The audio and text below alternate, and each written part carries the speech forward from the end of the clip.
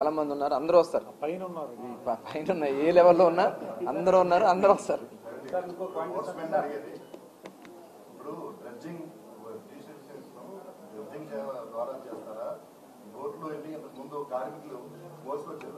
అంటే వాళ్ళకి తెలుసు, వాళ్ళ ప్రాసెస్ వాళ్ళకి తెలుసు. దానికి ఉన్నాయండి లిమిట్స్ ప్రకారం చేస్తాం. ఇప్పుడు 500 మీటర్స్ బిలో అసలు చేయట్లేదు, 13 దానికి ఉంది.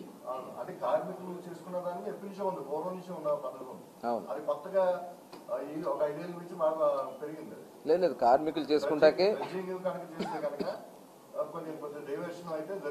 అంటే ఇప్పుడు చాలా స్టాక్ ఉందండి లోపల, అదంతా కూడా తీయాలంటే ఆ రోజున ఉన్నటువంటి దీని ప్రకారం డ్రెడ్జింగ్ పర్మిషన్స్ కోసం ఆ రోజు కొన్ని కంపెనీలు ముందుకు వచ్చారు. అది జరిగింది అప్పుడు. ఇప్పుడైతే ఇమీడియట్ గా దానికి డీసిల్టేషన్ చేయడానికి బోట్మ్యాన్ సొసైటీకి ఇస్తుంది. అదేనండి, ఇరిగేషన్ వాళ్ళు పర్మిషన్ ఇస్తారు. ఇరిగేషన్ వాళ్ళే వాళ్ళు చేయాలి. ఆ శాండ్ గానీ దాంట్లో వచ్చేదాన్ని మైనింగ్ వాళ్ళు చేస్తారు.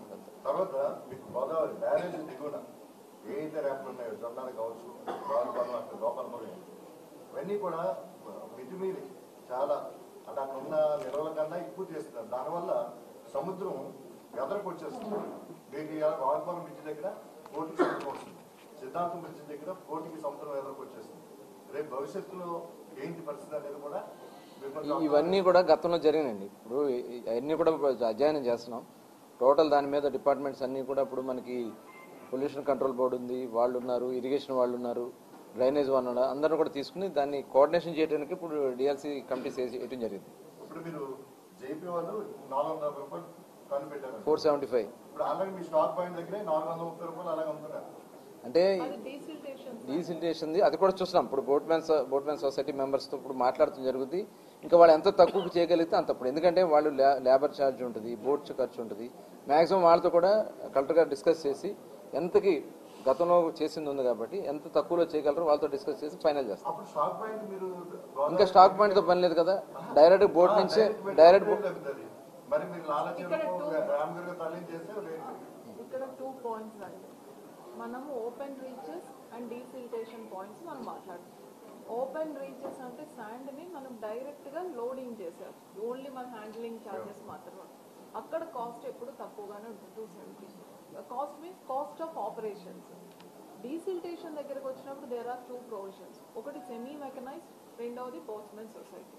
యాజ్ ఆఫ్ నో మనం బోట్స్మెన్ సొసైటీతో చేయాలి అని అనుకుంటున్నాం కాబట్టి బోట్స్మెన్ సొసైటీకి ఇవ్వాల్సిన లేబర్ ఛార్జెస్ మనం ఇవ్వాలి. దానివల్ల ఆ కోర్సు శాండ్ అనేది కొంచెం కాస్ట్ అయితే 400 మీకు అంటే 420 ఆల్రెడీ వాళ్ళు చేసి తీసుకొచ్చి స్టాక్ పాయింట్ లో పెట్టారు కాబట్టి ఆ రేట్ వస్తుంది. మీరు డైరెక్ట్ గా లారీలోకి వాళ్ళు చేశారు అనుకోండి, అప్పుడు అంత రేట్ ఉండదు.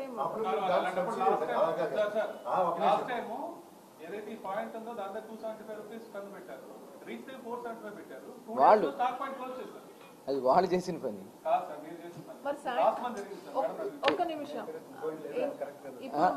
ఏదంటారు ఒకసారి చెప్పండి, ఏంటంటున్నారు మీరు చెప్పింది? క్లోజ్ అయింది.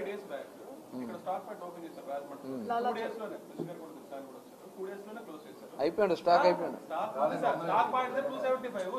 ఒక నిమిషం వినండి, నేను మొత్తం వింటే బాగుంటుంది.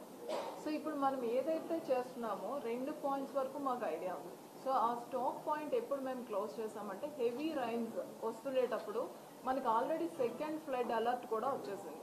సెకండ్ ఫ్లడ్ అలర్ట్ దాటితే డీసిల్టేషన్ పాయింట్స్ దగ్గర ఏదైతే శాండ్ ఉందో అదంతా మనం ఫోర్గో అవ్వాల్సి